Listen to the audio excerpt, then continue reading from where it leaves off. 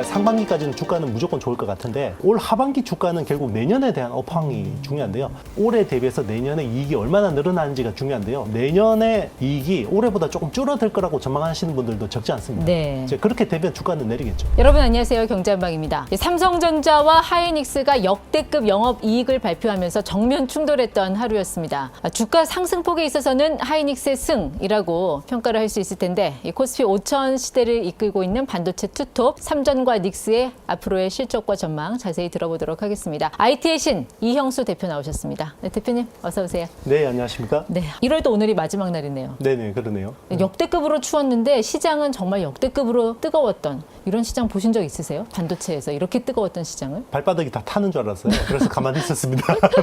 아니, 삼성전자 주식도 많이 갖고 계시잖아요. 네, 기분 좋으시겠네요.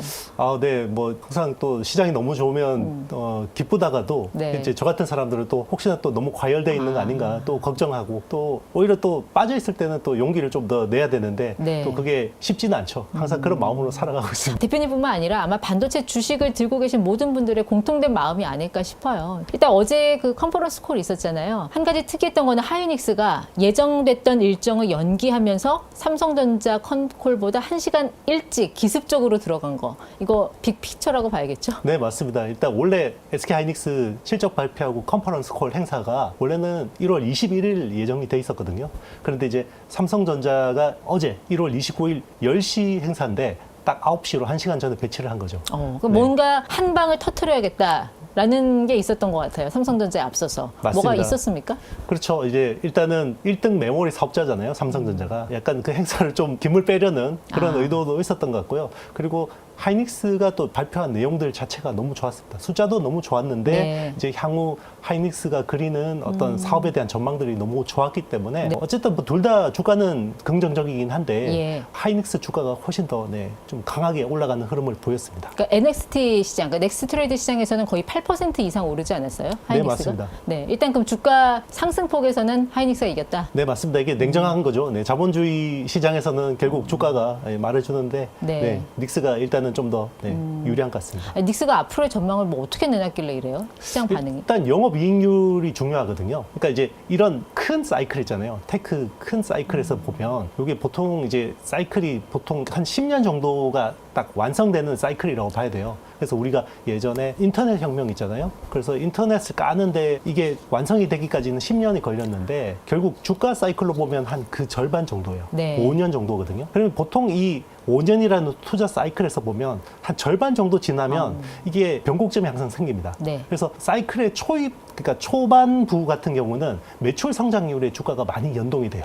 그래서 매출이 전년 대비해서 몇 퍼센트 성장했냐 이거에 따라서 주가가 많이 오르는데 네. 약간 후반부로 갈수록 이제 주가가 이익률에 많이 연동이 돼요. 사실 TSMC라고 하면은 우리가 막 넘보지 못하는 일종의 넘사벽처럼 생각했던 회사였잖아요. 그 영업이익률을 뛰어넘어섰다라는 것 자체에 의미를 줄 수 있지 않을까요? 네, 맞습니다. 이제는 메모리가 파운드리 못지않게 혹은 파운드리보다 더 중요해졌다는 이제 시그널로 받아들여도 될 것 같습니다. 여기서 말씀하시는 메모리라는 거는 그러니까 범용 D램 말씀하시는 거예요? 범용 D램뿐만 아니라 HBM이나 이제 이런 커스텀 메모리까지 다 낸드까지 포함해서. 다 포함해서? 네, 맞습니다. 네. 삼성전자 같은 경우는 오히려 낸드에서 지금 더 전망을 좋게 보고 있는 거 아닙니까? 그렇죠. 이게 원래 AI 혁명이 2023년부터 시작됐잖아요. 그래서 2023년, 4년까지는 HBM이 제일 중요한 아이템이었어요. 그런데 이제 작년 하반기부터 큰 변곡점이 있었는데 9월부터는 범용 D램이 매우 중요해지기 시작했어요. 그때부터 범용 D램 가격이 급등하기 시작했고요. 네. 그리고 1월 들어서는 낸드 플래시가 새로 조명을 받게 됐어요.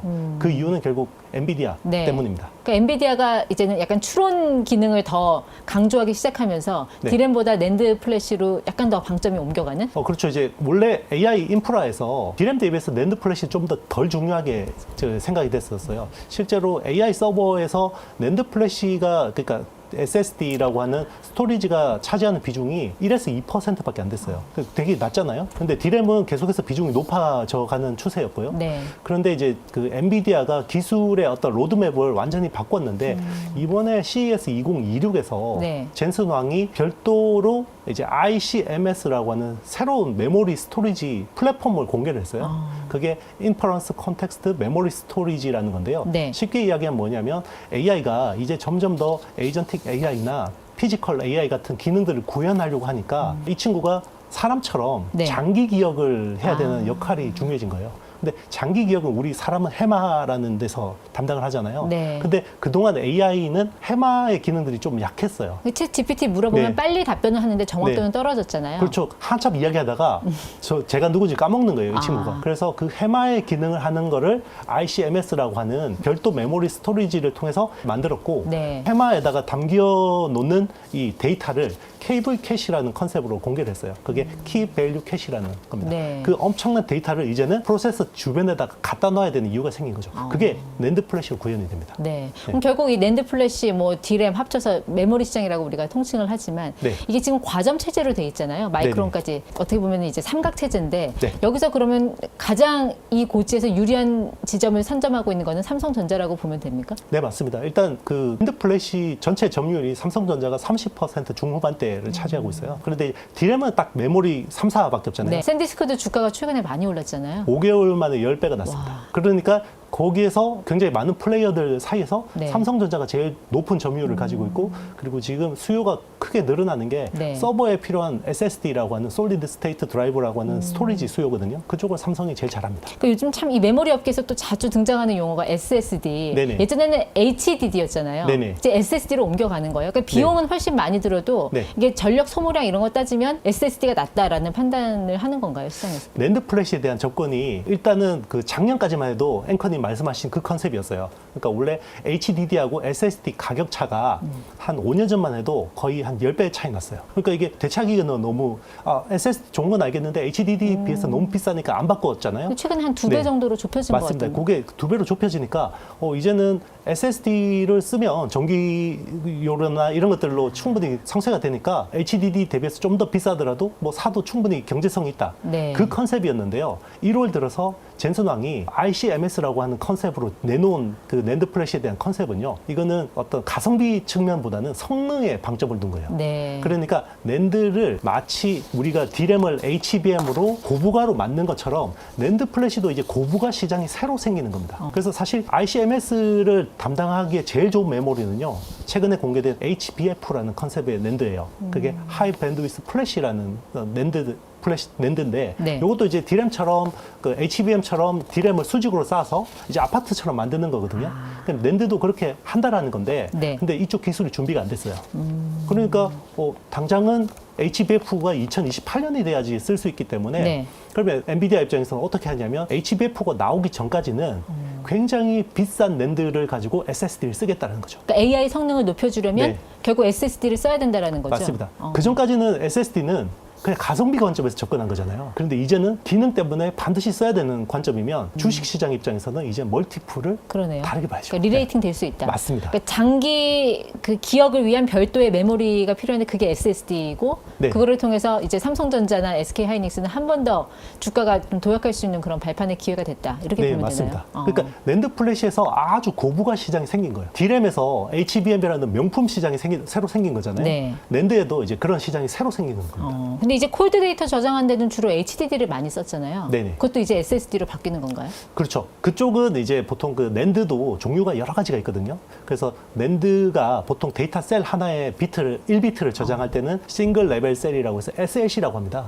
그리고 이제 SLC는 요즘에는 거의 안 쓰고요. 뭐 국정원이나 이런 청와대 같은 굉장히 중요한 데이터, 안정성이 중요한 데이터들을 저장할 때 특수 용도로 쓰고 우리가 흔히 스마트폰이나 PC를 사서 쓰면 네. 보통 TLC라고 해요. 데이터 셀 하나에다가 3비트를 저장하는 컨셉이거든요. 네. 그런데 이제 지금 AI에서 콜드 데이터를 저장하는 그 SSD는 QLC예요. 그러니까 데이터 셀 하나에다가 4비트를 저장하는 건데 이거는 싸게 만들 수는 있는데 뭐 읽기 쓰기 속도나 안정성 면에서는 좀 떨어집니다. 근데 지금 젠슨왕이 이야기하는 케이블 캐시를 담는 장기 기억을 담당하는 그 ICMS는요 굉장히 좋은 낸드를 써야 돼요. 고부가 낸드를 써야 돼요. 그 HBF라는 거 있잖아요. 네네. 그거 쓰면 제일 좋다면서요. 네, 근데 HBF 기술이 지금 준비가 안 됐어요. 그래서 HBF를 지금 쥐어짜서 만들어도 2028년이 그 HBF 잘하는 네. 회사는 어디입니까? 삼성전자하고 SK하이닉스입니다. 아, 근데 아직 기술이 안 네, 됐다면서요? 안 됐어요. 그러니까 그 전까지 그러면 어떻게 이걸 그러니까요. 구현하려고 하냐면 네. 지금은 보통 낸드라는 게 TLC 기반의 팹들이 많잖아요. TLC로 만드는데 그러니까 원룸에 3명이 살 수 있는데 한 명만 살게 하는 거예요. 그러면 안정성 굉장히 네. 좋고 쾌적해지잖아요. 그게 PSLC라는 기술이거든요. P가 유사 SLC. 그럼 QLC는 뭡니까? 조금 전에 말씀하셨던. QLC는 한 개의 데이터 셀에다가 4개, 쿼드러플. 네, 4개의 비트를 저장하는 거예요. 근데 한 방에다가 많이 저장하면 이게 안정성이 떨어져요. 그렇죠. 네. 그러니까 원래는 원룸에다가 3명이 살 수 있는데 한 명만 살게 하는 게 PSLC입니다. 그러니까 HBM처럼 이제 D램을 수직으로 쌓아 올리듯이 네네. HBF는 낸드를 그냥 수직으로 쌓아 올린다 이렇게 보면 되는 거예요. 맞습니다. 칩하고 칩을 이제 아파트처럼 쌓아서 중간에 고속 엘리베이터를 설치하고 네. 굉장히 속도를 빠르게 하는 거죠. 여태까지 한 2023년부터 주로 키워드가 HBM, 뭐 HBM4로 갔는데 이제는 HBF까지 등장할 수 있다. 네, 맞습니다. 아, 우리가 그 시장을 조금 눈여겨볼 필요는 있겠네요. 그렇죠. 그게 1월에 메모리 시장을 완전히 재평가하게 된 중요한 키 팩터입니다. 이미 그러면 주가에는 선 반영돼 있다라고 봐야 되나요? 근데 이제 반영돼 가는 과정이죠. 아직은. 예. 그렇군요. 근데 이제 점점 이제 서버에 들어가는 메모리로 이제 관심이 옮겨지다 보니까 이제 B2C에는 별로 관심이 없는 것 같아요. 낸드 시장에서는 B2B로 가는 거 아닙니까? 이렇게 되면. 맞습니다. 이게 전체 메모리 업체들이요. 이제는 B2C 쪽에 크게 관심이 없어요. 왜냐하면 AI 혁명이 시작되기 전까지만 해도 그 전체 메모리 수요에서 네. B2C가 차지하는 비중이 60% 중반이었어요. 그렇죠. 근데 올해가 되면요, B2C가 전체 메모리 수요에서 차지하는 비중이 30% 중반대로 줄어들고 이제 B2B가 30%대 60% 중반으로 늘어나요. 이제 각국이 군비 경쟁 많이 하다 보니까 맞습니다. 군수물자에 들어가는 게 또 다 이런 메모리 반도체잖아요. 맞습니다. 네. 그게 지금 AI 모델 개발하는 업체들 사이에 AI 군비 경쟁이 펼쳐지고 있잖아요. 네. 그것 때문에 지금은 이제 서버 시장이 너무 커진 거예요. 그렇군요. 그래서 서버 쪽에 파는 게 돈이 되니까 네. 그 B2C 쪽은 사실 상대적으로 관심이 떨어지죠. 그러니까 삼성전자 결국 이제 본인들의 어떻게 보면 본진이라고 할 수 있는 이 메모리 시장을 다시 탈환을 한 셈이고 여기서 실적을 좀 폭발적으로 내고 있는 상황인데 파운드리는 어때요? 이제 파운드리에서 이제 뭔가 주로 고객들을 좀 많이 유치를 해와야 될 텐데 결국 이제 빅테크 수주가 관건이 되겠죠. 네, 맞습니다. 최근에 분위기는 좋아요. 재작년이 제일 끔찍했고요. 파운드리 사업부를 접어야 되냐 이런 이야기까지 막 나왔었고 작년에 큰 딜을 성사시켰어요. 작년 6월에 테슬라의 이제 AI6라고 하는 칩을 165억 달러 규모로 수주를 받았어요. 이게 우리나라 돈으로 23조 원이 넘는 금액이거든요. 그거를 이제 미국 테일러에다가 신공장에다가 여기서 이제 만들기로 했고요. 그리고 그 후속으로 지금 진행 중인 프로젝트들이 AMD라는 이제 CPU 업체 있잖아요.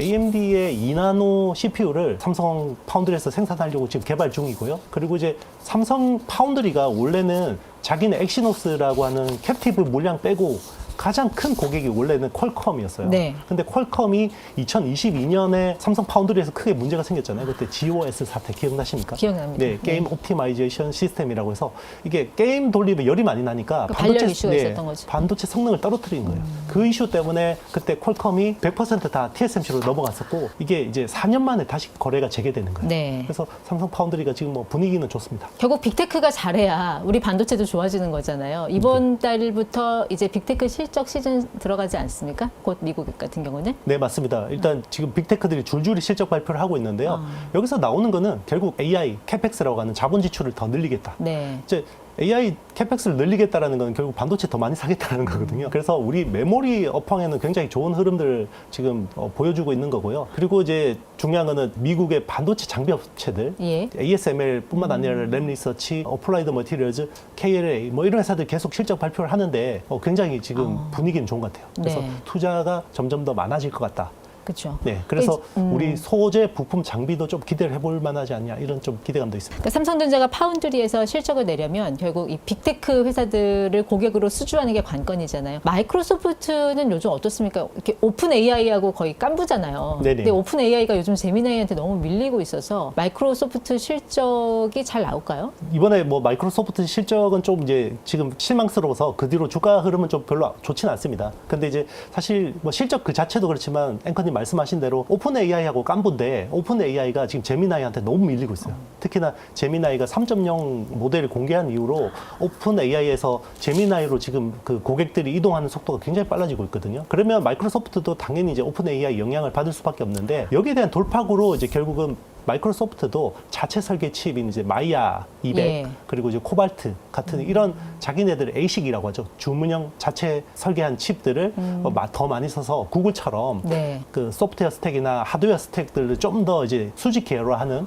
그런 흐름으로 가고 있습니다. 상대적으로 구글은 또 너무 얄밉게 잘하고 있어서 제미나이 3.0까지 나왔잖아요. 네네. 그런 걸 보면 AI에서 이제 빅브러더는 구글의 승자 아닐까. 맞습니다. AI에 대해서 계속 수익성에 대해서 의문을 제기하잖아요. 투자자들이. 투자자들이 자 AI 이렇게 투자를 하는데 또 정작 돈 벌 수 있어? 자 거기에 대한 비전을 보여준 유일한 회사는 구글이라고 봐야 돼요. 그래서 구글이 왜 그러냐? 구글은 자체 모델도 있죠. 제미나이라는 모델도 있지만 반도체 구글 TPU라고 하는 텐서 프로세스 유닛이라는 네. 그 반도체 설계도 너무 잘하고 있고요. 그리고 이제 구글이 또 데이터의 보고입니다. 유튜브에서 굉장히 많은 영상 데이터들 있죠. 그리고 구글링 통해서 또 굉장히 많은 또 전 세계에서 데이터들이 여기서 모이잖아요. 예. 자, 그런 것들이 다 수직계로가 돼 있으니까 이제 그게 지금 점점 더 강력한 힘을 내고 있습니다. 근데 마이크로소프트는 이제 회사채를 발행을 해서 투자를 하는 거. 그러니까 어떻게 보면 자기 번 돈으로 하는 게 아니라 빚을 내서 투자한다는 거잖아요. 구글도 근데 사실 회사채는 발행을 하고 있는 상황이죠. 맞습니다. 이제는 빅테크들이 작년 하반기부터는 전부 빚을 내고 있어요. 엄청난 규모로 지금 빚을 내고 있고요. 그게 이제 회사채 시장에 영향을 줄 정도로 빚을 내고 있는데 네. 그 이유는 그 빚을 내서 AI 군비 경쟁을 더 강력하게 하겠다는 거죠. 여기서 밀리면 죽는다라는 지금 절박함이 있습니다. 특히 메타 같은 경우는 캐펙스 투자가 엄청나던데요. 작년에만 한 600억 달러. 네, 600억 달러에서 650억 달러. 맞습니다. 이것도 거의 역대급 아닙니까? 역대급이었는데 올해 제시한 게 지금 1200달러, 1300억 달러까지 이야기합니다. 그래서 작년 대비해서 2배. 결국 이런 빅테크 회사들이 그 캐펙스 투자를 늘리면 늘릴수록 그 수요는 우리가 가져오는 거잖아요. 우리 맞습니다. 반도체 회사가. 그렇게 되면 앞으로 우리 삼성전자나 하이닉스 주가 전망은 글쎄요. 올 상반기, 하반기까지는 이대로 쭉 간다. 이렇게 봐도 되나요? 일단 이제 업황은 저는 올해까지는 무조건 좋게 봐요. 업황은 올해까지 좋은데 보통 이제 반도체 주가가 6개월 선행하잖아요. 그렇게 보면 일단 상반기까지는 주가는 무조건 좋을 것 같은데 올 하반기 주가는 결국 내년에 대한 업황이 중요한데요. 내년에 대한 업황은 약간 이게 반도체 전문가들 사이에서 조금 엇갈립니다. 저도 사실 아직까지 정확하게 판단하기 네. 어려운데 뭐 올해 대비해서 내년에 이익이 얼마나 늘어나는지가 중요한데요. 내년에 이익이 올해보다 조금 줄어들 거라고 전망하시는 분들도 적지 않습니다. 네. 이제 그렇게 되면 주가는 내리겠죠. AI 혁명에서 애플은 정말 뒤처지고 있는 것 같아요. 애플은 네. 어떻게 보세요? 애플은 이제 점점 더 힘들어질 수밖에 없을 것 같아요. 당장 애플이 이제 아이폰 10 모델이 이제 올 가을에 나오는데 네. 애플조차도 지금 메모리, 모바일 디램 못 구해서 지금 발을 동동 구르고 있다고 근데 메모리 하고요. 가격은 계속 네. 오르는데 아이폰 가격은 그대로 네. 유지한다는 거 아닙니까? 맞습니다. 그게 가능합니까? 그러면 이제 마진을 자기가 축소하고 이제 팔 수밖에 없죠. 왜냐면 이제 빅테크들은 돈이 많으니까 계속해서 저렇게 이제 투자를 할 수 있는데 일반 소비자들은 이제 점점 구매 여력이 줄고 있거든요. 경기가 안 좋기 때문에 이게 K자형 경제잖아요. 네. 그러다 보니까 그거를 가격을 그 원가가 올랐다고 해서 그 가격에다가 전가를 하면 안 팔려요. 이제 그런 것 때문에 이제 마진 압박을 받을 수밖에 없죠. 그리고 애플도 AI는 구글 제미나이 거 갖다 쓴다고 하는데 언제까지 이게 남이 만든 걸로 계속 할 것인가? 네. 사실 애플 하면은 메모리 시장에서는 정말 갑중의 갑이었잖아요. 네, 맞습니다. 네. 왜 이렇게 된 걸까요? 결국 그거죠. 모바일 혁명의 위너였잖아요. 절대적인 승자였는데 그게 새로운 테크 혁명이 시작될 때 이게 자만에 이렇게 쩔어 있으면 그게 이제 새로운 혁명을 못 보는 경우가 왕왕 있습니다.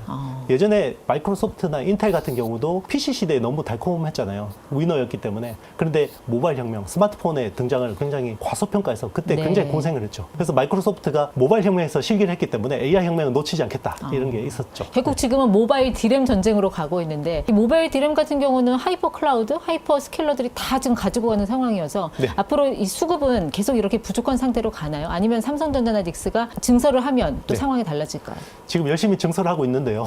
그 네. 시기가 네. 거의 2028년 아니에요? 맞습니다. 그게 문제예요. 왜냐하면 지금 기존의 그 공장에 그 클린룸 빈 공간이 있어야 되잖아요. 그러면 이제 장비만 갖다 놓으면 네. 생산이 되는데 빈 공간이 없어요. 그 클린룸이라는 게 그 왜 네. 방진복 입고 들어가는 네, 맞습니다. 거의 없어요. 그래서 지금 투자하는 것들은 대부분 새로 공장을 짓고 있는 거기 때문에 그러니까 이제 아파트 공급되려면 아파트 다 지어야지 공급이 되는데 네. 이제 막 텁하고 있는 거죠. 근데 네. 투자자들 입장에서 사실 증설 이슈가 그렇게 달갑지는 않죠. 그 증설하려면 맞습니다. 공장 라인 하나 깠는데 한 20조, 30조 되지 않습니까? 요즘엔 그 정도 듭니다. 예. 네. 또 증설한다 그러면 또 메모리 가격이 떨어지니까 주가는 또 안 좋아요. 네, 투자자들은 별로 안 좋아합니다.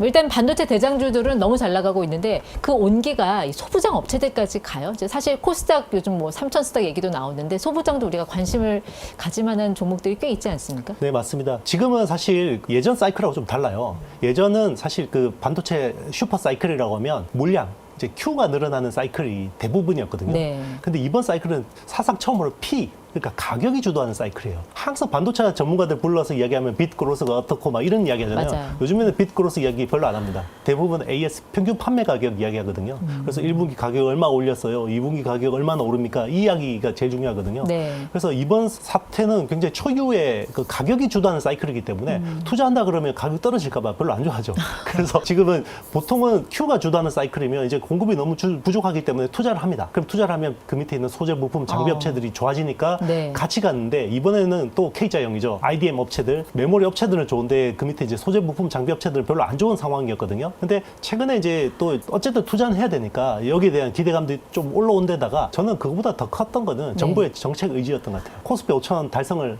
하니까 이제 여당에서 굉장히 고무가 된 것 같아요. 그래서 코스닥 3,000 이렇게 질렀거든요. 근데 코스닥 3,000이 되려면 반도체 소부장 한 기업들이 이익 한 네. 5배 나야 될걸요? 네, 그렇습니다.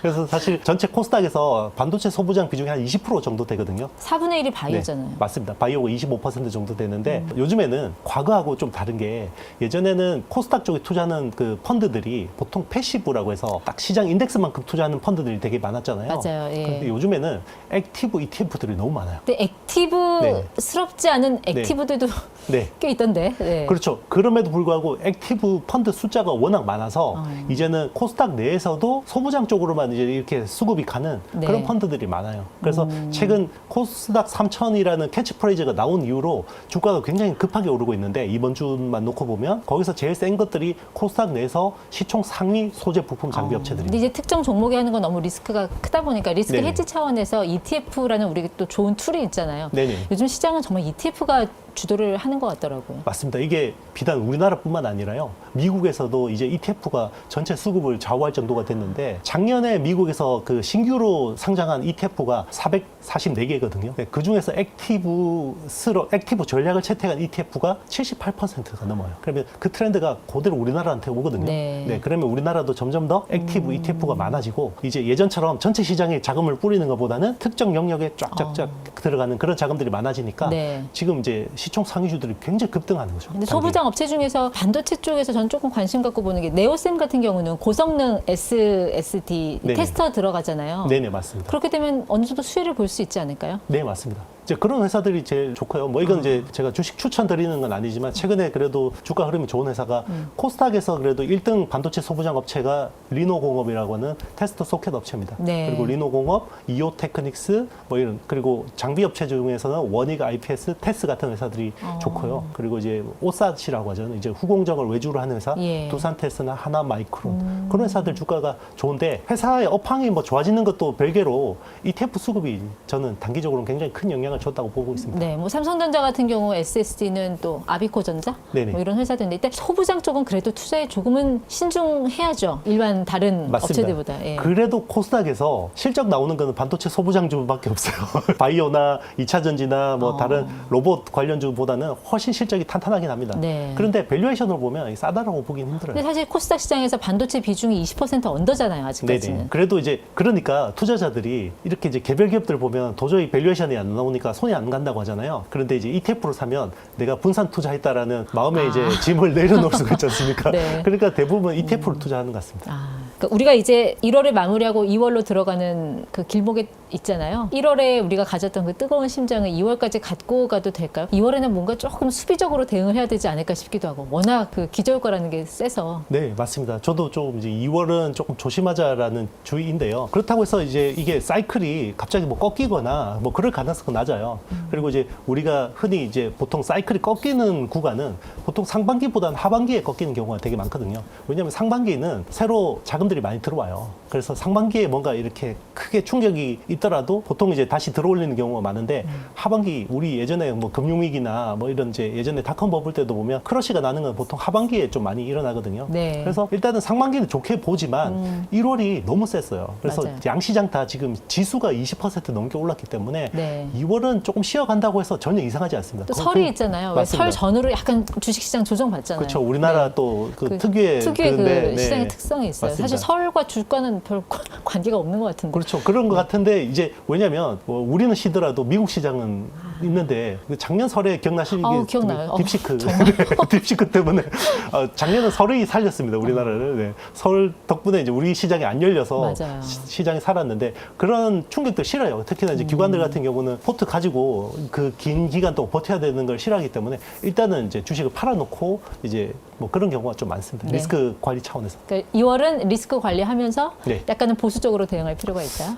네, 뭐 기존에 이제 뭐 싸게 주식 사신 분들은 그냥 계속해서 끌고 가시면 되는데 네. 지금 이제 포모 때문에 빨리 지금이라도 담아야 되는 거 아니냐 이렇게 걱정하시는 분들은 조금 마음의 여유를 가지시고 이제 조정식 매수, 분할 매수한다는 관점으로 접근하시면 상반기라는 이 시계를 안에 놓고 보면 기회가 있지 않을까 생각합니다. 네, 어떻게 보면 삼성전자하고 SK하이닉스는 우리 시장에서 IT를 대표하는 ETF 같은 그런 느낌이잖아요. 네, 2월은 일단 리스크 관리하면서 약간은 좀 보수적으로 대응할 필요가 있겠다. 네, 여기까지 듣도록 하겠습니다. 이영수 대표와 함께했습니다. 고맙습니다. 네, 감사합니다.